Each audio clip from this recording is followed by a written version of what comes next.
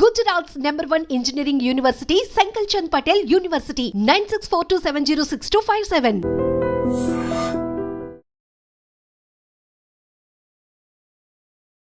Hi hello నమస్తే welcome back to iDream media. ఈరోజు మనతో ఉన్నారు హైకోర్టు అడ్వకేట్ అలాగే ఇమిగ్రేషన్ లాయర్ అయిన పృథ్వీ గారు. ముఖ్యంగా అమెరికా ఇమిగ్రేషన్ స్క్రీనింగ్ మరింత కట్టుదిట్టం చేసిందని తెలుస్తూ ఉంది. లేటెస్ట్ అమెరికన్ అప్డేట్ ఇది. ట్రంప్ ఇక సోషల్ మీడియా పోస్టుల మీద కూడా ఆంక్షలు విధించారు అనే విషయాలు అయితే మనకి తెలుస్తూ ఉన్నాయి. వీటిపై అప్డేట్స్ అనేవి మనం పృథ్వీ గారి నుంచి తీసుకుందాం. నమస్కారం sir. Hi Virat. Sir, two things. నిన్న జరిగిన సమావేశాల్లో లేదా నిన్న వార్తల్లో ట్రంప్ అనే పర్సన్ మళ్ళీ కొత్త రూల్స్ తీసుకురావడం జరిగింది. ఇమిగ్రేషన్ స్క్రీనింగ్ అనేది ఇంకొంచెం టైట్ చేశారని తెలుస్తూ ఉంది. అలాగే అక్కడున్న ఇమిగ్రెంట్స్ ఎవరైనా సరే వాళ్ళ ఓన్ అకౌంట్స్, సోషల్ మీడియా అకౌంట్స్లో రాంగ్ పోస్టింగ్ చేసినా, అమెరికాకి విరుద్ధంగా పోస్ట్ చేసినా వాళ్ళపై శిక్షలు విధిస్తారని, అదేవిధంగా వాళ్ళ సోషల్ మీడియా అకౌంట్స్ అన్నీ కూడా ప్రాపర్గా మానిటర్ చేస్తున్నారని తెలుస్తూ ఉంది. ఈ అంశాలపై మీ అప్డేట్. విరాట్, మనం ఒకటి మన ఖాళీ స్థలంలో మనం ఉన్నాము. నేను I'm not talking about green card holder or citizen of the US country. నేను అంటుంది ఏంటంటే అక్కడ సిటిజన్షిప్ రాకుండా H1Bలోను, ఎంప్లాయ్మెంట్లోను, L1లోను, F1లోను అండ్ ఎనీ అదర్ డిసిప్లిన్ వీసాస్లోను టెంపరీ పీరియడ్లో ఉన్న వాళ్ళకి నేను I just want we are sharing some valuable information. ఇదివరకు ఇట్లాగా ఇప్పుడు లేదు. లేదంటే ఇప్పుడు పూర్తి అమెరికన్ పేట్రియట్ గవర్నమెంట్ వచ్చింది. అంటే అమెరికన్స్ అంటే వాళ్ళు మా సిటిజన్ కోసమే మేము పనిచేస్తామని చెప్పుకునే పాలనలోకి వచ్చినటువంటి ట్రంప్ గవర్నమెంట్ వచ్చింది. మనం ఇప్పుడు చాలా కాషియస్గా ఉండాలి. కాషియస్గా ఉన్న వాళ్ళ గురించి నేను మాట్లాడలేదు, కొంచెం ఎక్కువ కాషియస్గా ఉండాలి. అంటే మనకి లిబర్టీ, ఫ్రీడమ్ అనేది మనకి ఇచ్చేశారు కదా. ఇండియాలో లిబర్టీ తక్కువ విరాట్, అక్కడ లిబర్టీ ఎక్కువ. కానీ మనల్ని వాళ్ళు ఏమని పిలుస్తారంటే ఇమిగ్రెంట్స్ అని మనం అంటాం, వాళ్ళు ఎలియన్ అంటాడు. అది ఎక్కడైనా చూడండి, ఎక్కడ ఇమిగ్రెంట్ అనే పదం వాడే ఎలియన్ అంటాడు. ఎలియన్ అంటే ఏంటి? పరాన్న జీవి. అంటే కొత్త జీవి ఎక్కడో ఇండియా నుంచి ఇక్కడ వచ్చి ఊడిపడింది. అమెరికన్స్ మేము అసలైన జీవులు అంటున్నారు. ఎలియన్ అది ఎప్పుడు వర్డ్ అయినా సరే ఎలియన్ అంటాడు చక్కగా. అక్కడ నిజానికి దాని ఇన్నర్ మీనింగ్ అయితే అక్కడ ఆ ప్రదేశంలో లేకపోతే అక్కడ సంబంధించిన వారం కాదు ఎలియన్. కొత్త వాడు పదాన్ని గ్రహాంతరవాసులు చేశారు. వాడు కూడా ఎలియన్, ఈడు కూడా ఎలియన్. అక్కడ సంబంధం లేదు వీడికి. అది ఎప్పుడు ప్రతి మూమెంట్లోనూ మనం గుర్తుపెట్టుకోవాలి. నువ్వు ఎంత డిసిప్లైన్డ్గా ఉంటే నీ యొక్క జర్నీ అంత సేఫ్గా ఉంటుంది. నువ్వు అక్కడ ఉండి సెటిల్ అవ్వాలి అనుకునేటప్పుడు, ఐఎమ్ నాట్ టాకింగ్ అబౌట్ నేను ఇక్కడ వెనక్కి వచ్చేస్తాను నాకు అయిపోయాక అన్న వాళ్ళ గురించి నేను ఎక్కువ మాట్లాడలేదు. బట్ అక్కడ నేను ఉండి సెటిల్ అవ్వాలి, నేను తర్వాత గ్రీన్ కార్డ్ అప్లై చేయాలి, లేకపోతే ఏదైనా చేయాలంటే ఇక్కడ మన ఇండియాలో FRO డిపార్ట్మెంట్ ఉన్నట్టు అక్కడ కూడా ఒక ఫారెన్ రెగ్యులేషన్ అథారిటీ ఉంటుంది. ఫారెన్ రెగ్యులేషన్ అథారిటీ పవర్ ఏంటంటే, వాడి యొక్క డ్యూటీస్ ఏంటంటే నువ్వు చేస్తున్న దాన్ని మానిటర్ చేస్తూ ఉంటాడు. నిజంగా ఇండియాలో చాలా టఫ్గా ఉంటుంది. ఇప్పుడు ఇండియాలో ఉండేటువంటి ఈ ఫారినర్స్ ఎవరైనా ఇండియాలో ఉన్నారనుకోండి, వాళ్ళు చాలా కీన్గా అబ్జర్వ్ చేస్తారు.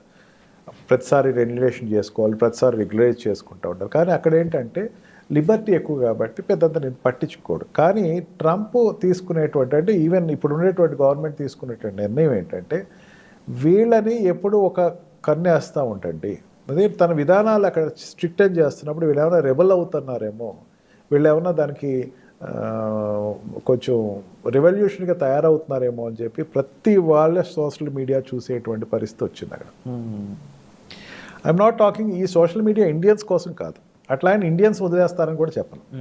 ఇదంతా కూడా మొన్న ఈ కంట్రీ బ్యాన్స్ పెట్టినప్పుడు ఆఫ్ఘనిస్తాన్ కానీ పాకిస్తాన్ కానీ బ్యాన్ చేసినప్పుడు, అండ్ ఆల్సో తను రష్యా మీద తన పాలసీస్ ఎక్స్ప్రెస్ చేసినప్పుడు, ఇప్పుడు ఎట్లా ఉంటుందంటే మెయిన్ నేను అనుకుంటూ ఏంటంటే అక్కడ రష్యాకి అమెరికాకి ఒకప్పుడు వరకు అసలు చాలా పడనటువంటి పరిస్థితి. ఇప్పుడు ఈవెన్ అపోనెంట్ పార్టీస్ ఏమంటున్నారంటే ఇది is an agent to Russia అంటున్నారు. ఈ సోషల్ మీడియా మీద ఈ దుష్ప్రచారం జరగకుండా, అండ్ ఆల్సో తనకు కొన్ని కఠిన నిర్ణయాలు తీసుకున్నాడు. కొన్ని క్రాస్ జెండర్ కానీ థర్డ్ జెండర్ కానీ బ్యాన్ చేయడం జరిగింది ఎంప్లాయ్మెంట్లో. ఇప్పుడు మీడియాలోకి వచ్చేసరికి గట్టిగా పబ్లిసిటీ ఎగ్నెస్ట్గా జరుగుతుంది, ట్రంప్కి ఎగ్నెస్ట్గా జరుగుతుంది. నా సిటిజన్స్ చేస్తే నేను చూసుకుంటాను, బయట వాళ్ళని చూస్తే మాత్రం ఒక్కొక్కరిని తవరేస్తాను అన్న దాని మీదే తను తీసుకున్నాను.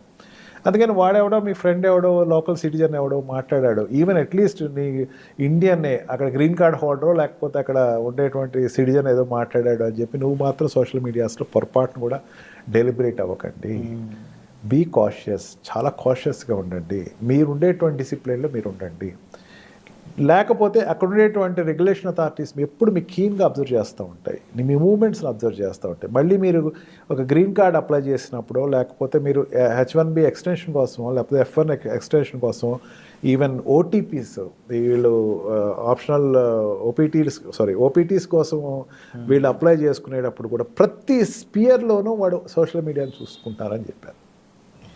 మళ్ళీ నువ్వు తిరిగి వచ్చిన తర్వాత వెనక్కి వెళ్ళేటప్పుడు కూడా నీకు ఎక్కడో ఎయిర్పోర్ట్లో ఆపేయటం, నీకు చేంజ్ ఆర్ ఫ్లైట్స్ ఉంటే కనుక దాంట్లో ఆపేయటం, అక్కడ ఏదో జరుగుతూ ఉంటుంది. రిటర్న్ వెళ్ళేటప్పుడు క్రాస్ చెక్ చేసుకుంటాం. అంటే నువ్వు ఎంత నీకు ఉండేటువంటి 6 years, నీకు ఉండేటువంటి స్టూడెంట్ వీసాలో 2+3 స్టెమ్ అయితే 5 years, and L1 and L2 వీసాలో 5 years ఉన్న పీరియడ్ అంతా కూడా ఎంత మీరు జాగ్రత్తగా ఉంటే, యుఎస్లో కంటిన్యూ అవ్వాలి, గ్రీన్ కార్డ్ తెచ్చుకోవాలా, తర్వాత సిటిజన్షిప్ తెచ్చుకోవాలి, లేకపోతే మీరు అక్కడ రెసిడెన్సీ పర్మిషన్ తెచ్చుకోవాలంటే మీకు అంత వెసులుబాటు ఏర్పాటు చేస్తుంది. Don't go for unnecessary comments upon ruling party or any other parties. పొలిటికల్గా మీరు వెళ్ళకండి. మనకి అలవాటు ఎక్కువ విరాట్.